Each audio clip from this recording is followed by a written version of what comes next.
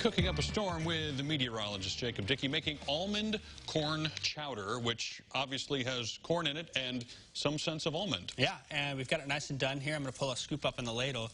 You see some of that broth that's on there? One thing I want to mention, you'll notice that the broth here is a little liquidy. Yeah. One thing you can do, a little secret, is you take about half a cup of broth, and you're going to add some cornstarch to it. All that's doing is it thickens it up. So when you make that slurry, you can add it back in here, cook it for another 30 minutes, and it'll thicken it up for you. That's a little secret. And typically when I think of chowder, I think of a slightly thicker soup, yes, usually it seems like it's a little more creamy, and especially with an almond milk that's more, you know, doesn't have all the cream and fat and that stuff. It's a little, I guess. And that, liquidy. For those who may have missed the earlier segment, that's solely where the almond flavor comes from. You're right. It's almond milk, and that's all we put into it to add it instead of, say, a cream base or a milk base. If you're using that, totally fine. You've just got regular corn chowder. But this adds a nice little flavor to that. So I think you're ready to eat. I am. The last soup you made while you're serving that up, I believe you put on rice.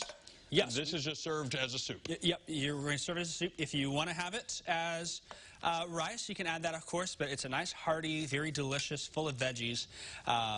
Nice big meal here. And I can't tell if you're seeing me serving it or if you're able to zoom in and get a scoop of it here. That broth really a little more liquidy than I think some folks may like, but you can see some of the bacon in there on top, and I'll set it down here on this plate amongst the crackers so you can try it. I will definitely You can serve it with crackers, oyster crackers, saltine, something like that. That salt's going to add a nice little flavor to it. All right. And it should be delicious. So you can top it if you want with a little sour cream, maybe some chives, maybe some bacon and cheese.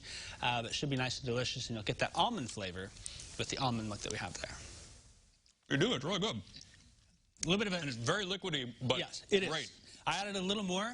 For me, I just like to stretch my meals a little bit. If you want a little less liquid, you just cook it a little longer, too. That's going to help cook it down. Or do the cornstarch to make it a little more of a chowdery thing there. So just personal preference based on that. But you got a nice big meal for the whole family. And really one of those things that the assembly is super quick in the morning, and then by the time you get home from work.